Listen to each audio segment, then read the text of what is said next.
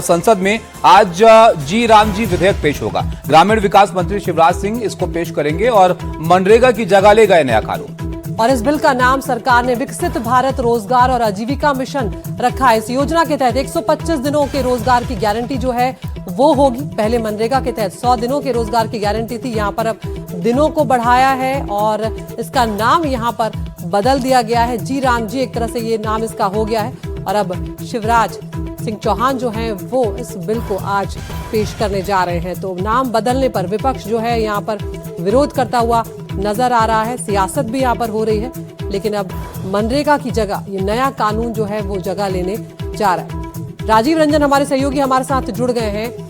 नया कानून बनने जा रहा है, राजीव रंजन यहाँ पर हमारे साथ जुड़े। राजीव, क्या कुछ डिटेल्स मिल रहे हैं? यहाँ पर 125 दिनों की बात तो सामने आ गई, क्या कुछ और सुविधाएं यहाँ पर मिलेंगी और विपक्ष का विरोध क्या है?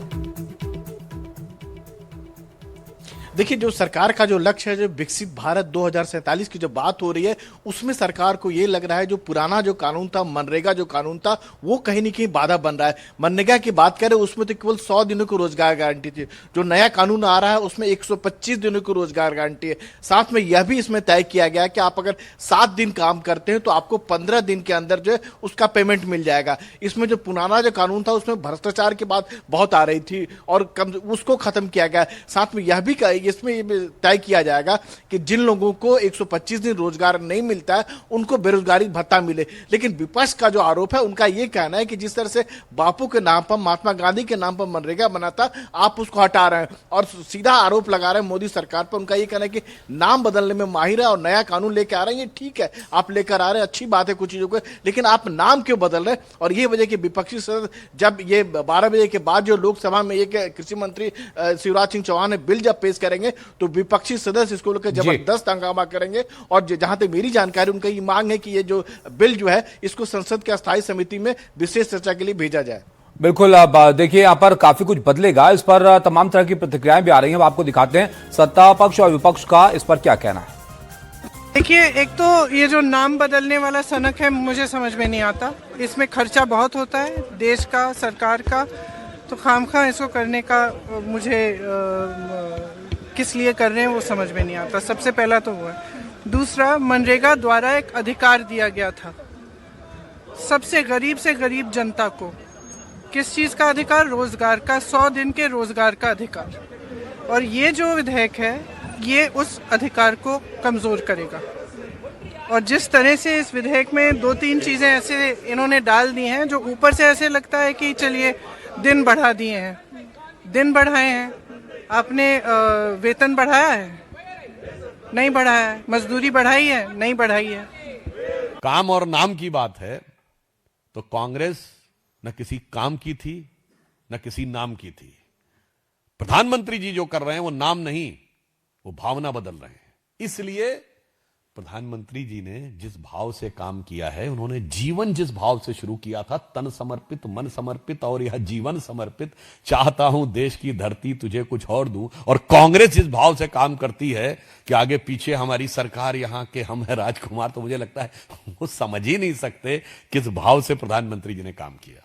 ये नाम बदलने की संस्कृति भारतीय जनता पार्टी की बहुत पुरानी है। खुशी तो तब होती जब आप 200 दिन से ऊपर ले जाते रोजगार और काम देते लोगों को, और फिर आप ऐसे नियम बना देते हैं कि आप उस योजना से बाहर नहीं जा सकते हैं। तो उसके नियम ऐसे हों, अगर नया नाम दे रहे हैं आप, दूसरे का काम अपना काम बना रहे हैं, तो आपको नियम भी ऐसे बदलने चाहिए जिससे सहूलियत हो, स्टेट गवर्नमेंट्स को थोड़ा आज़ादी हो उसमें बजट को इस्तेमाल करने में। नहीं, इतनी पाबंदियां लगा देंगे आप कि आप बजट ही नहीं खर्च कर पाएंगे। मैं इतना ही कहूंगा कि मोदी सरकार की भावना सदा ये रही कि जो कांग्रेस के समय जिस रूप में है, क्या कांग्रेस ने नाम नहीं बदला था? आप थोड़ा तथ्यों की जानकारी लीजिए। इसका मूल नाम क्या होता? पहले नाम क्या था योजना का, फिर इसको नरेगा, फिर मनरेगा कैसे डाला गया। अब मोदी सरकार क्या कर रही है? दिहाड़ी भी बढ़ा रही है और दिन भी जो 100 थे उससे बढ़ा के 125 दिन करने जा रही है। अगर इससे देश के गरीब को रोजगार और स्वरोजगार के अवसर मिल रहे हैं तो उसका कांग्रेस विरोध क्यों कर रही है? मनरेगा की योजना का नाम बदल के भाजपा सरकार लेके आई है। कोई आश्चर्यचकित करने वाली बात नहीं, क्योंकि इनकी तो कार्यशैली है। ये केवल नाम में विश्वास रखते हैं, काम में नहीं। ये केवल प्रचार में विश्वास रखते हैं, काम में नहीं। काम किसी का, नाम किसी का। इनका मन करे तो कल को ये ताजमहल भी अपना बता दें कि ये ताजमहल हमने बनवाया, और उसका नाम, ताजमहल का नाम भाजपा का नाम रख लें। देखिए, कभी भी कोई योजना में फेरबदल होता है और योजना का स्वरूप बदलता है, सरकार की नीति बदलती है और सैद्धांतिक रूप से कुछ निर्णय लिए जाते हैं, तो स्वाभाविक तौर से सरकार का अधिकार होता है कि उसके स्वरूप में परिवर्तन करे।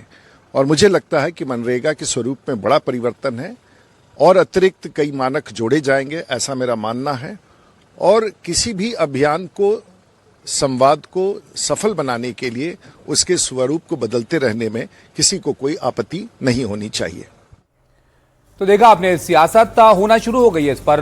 सत्ता पक्ष और विपक्ष की अलग अलग राय है इस पर। मनरेगा का नाम बदलने पर विपक्ष ने प्रदर्शन भी यहां पर किया है। संसद परिसर में विपक्षी सांसदों का प्रदर्शन देखने को मिला है और मनरेगा की जगह जी राम जी बिल जो सरकार लेकर आ रही है, अब उसको लेकर यह सियासी हलचल यहां पर देखने को मिल रही है।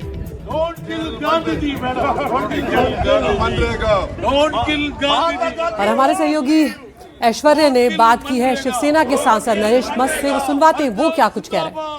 शिवसेना सांसद नरेश मस्के हमारे साथ है। सर, एक तो जो आज शिवराज सिंह चौहान बिल टेबल कर रहे हैं, जी राम जी बिल, अब कांग्रेस लगातार कह रही है कि महात्मा गांधी का नाम हटा दिया है, बर्डन आएगा स्टेज पर। देखो, महात्मा गांधी जी का नाम कोई बदल नहीं रहा, वो बदल भी नहीं सकते, वो राष्ट्रपिता है। जो विपक्ष अभी तक जो मामले उठाते थे मनरेगा स्कीम के बारे में, वो स्कीम व्यापक दृष्टि से बनाने के लिए उसमें जो कुछ प्रॉब्लम्स है वो सॉल्व करके लोगों को, गरीब लोगों को कैसे फायदे में लाएगी, इसी के लिए वो बिल आया है। किसी का नाम बदलने के लिए बिल नहीं है। और कांग्रेस की रैली को लेकर यहां पर लगातार बीजेपी जो है हमलावर हो गई है, क्योंकि प्रधानमंत्री मोदी के अपमान का यहां पर मामला वो उठा रही है। उस पर बीजेपी लगातार विपक्ष को घेरती नजर आ रही है। बीजेपी ने सोनिया गांधी से अब माफी की मांग की है। आरोप यह है कि कांग्रेस जानबूझकर प्रधानमंत्री मोदी का अपमान कर रही है। ताबिश एसआईआर की जो रैली हुई थी रामलीला मैदान में, उसका ये मामला था जिसको लगातार अब उठाया जा रहा है सदन में। बिल्कुल, और इसकी चर्चा आप देखिए सदन तक यहां पर पहुंच रही है। मर्यादा को लेकर अब यहां पर सियासत जमकर हो रही है। बीजेपी को इस बात को लेकर ऐतराज है कि वहां पर जिस तरह की भाषा का इस्तेमाल किया गया वो आपत्तिजनक है। हालांकि कांग्रेस का इस पर तर्क यह है कि कोई इस तरह की बात वहां पर नहीं की गई जिससे अपमान होता हो, और ये मुद्दा अब संसद में भी यहां पर गूंज रहा है। राजीव हमारे साथ हैं। राजीव, बताइए जरा, इसको लेकर क्या चर्चा हो रही है संसद में? देखिए, संसद में आप बात कहें तो सोमवार को भी इसको लेकर जबरदस्त हंगामा हुआ। 2 बार लोकसभा की कार्रवाई स्थगित करने पर राज्यसभा में मुद्दा जोर से उठा, और खासतौर से जिस तरह से कांग्रेस की रैली में प्रधानमंत्री के लिए आपत्तिजनक बात कही गई, उससे लेकर जो खासी सत्तापक्ष के लोग नाराज थे, वही विपक्षी सांसदों का ये कहना था कि मंच से इस तरह की बातें नहीं कही गई थी। कोई मंच के नीचे अगर कोई भीड़ में अगर इस तरह की बातें कह देता है तो उसको संसद में उठाने का क्या मुद्दा है। वही विपक्षी सदस्य जो है, जो गृह मंत्री ने जो चुनाव सुधार के दौरान जो सभा में एक आपत्तिजनक शब्द कहा था, उसको लेकर माफी की मांग करने लगे। तो कुल मिला दिलाकर कह सकते हैं कि सत्ता पक्ष और विपक्ष के बीच में टकराव की बात बहुत ज्यादा देखने को मिले। वो भी तब ये संसद के शीतकालीन सत्र का ये अंतिम हफ्ता है। शुक्रवार को संसद का शीतकालीन सत्र खत्म हो जाएगा, लेकिन विपक्ष और सत्ता पक्ष के बीच टकराव की बात और ज्यादा गतिरोध बढ़ता ही जा रहा है। चाहे प्रधानमंत्री से के आपत्तिजनक बयान को लेकर माफी की बात हो या फिर दूसरे मुद्दे के लेकर बात हो। बिल्कुल, आप बने रहिए राजीव हमारे साथ। तो इस मुद्दे पर हमने देखा था कि किस तरह से दोनों सदनों में, चाहे लोकसभा हो चाहे राज्यसभा हो, जमकर हंगामा देखने को मिला था। और किरण रिजिजू और जेपी नड्डा ने क्या कुछ कहा है, आपको वो भी सुनवाते हैं। ये इस तरीके के नारे, ये बात रिकॉर्ड की जा रही है प्लीज, ये तरीके के नारे कांग्रेस पार्टी के सोच और मानसिकता को दर्शाता है। देश से माफी मांगनी चाहिए, और ये नामदारों के धन्यवाद है, इसको समझना चाहिए। और मैं ये भी कहना चाहूंगा कि राजनीति का स्तर कांग्रेस पार्टी ने इतना गिरा दिया है, जो कल्पना के बाहर है। इसकी मैं घोर निंदा भी करता हूं और मैं श्रीमती सोनिया गांधी जी से कल कांग्रेस के रैली में प्रधानमंत्री मोदी जी का कब्र खोदने के लिए बात कहा गया है। ये इस देश के लिए बहुत दुखद समय है कि कांग्रेस पार्टी ऐसा शब्दों का इस्तेमाल करते हैं और सारे कांग्रेस पार्टी पूरे का पूरे नेतृत्व उस रैली में मौजूद थे और प्रधानमंत्री मोदी जी का कब्र खोदने के लिए इन्होंने नारा लगाया।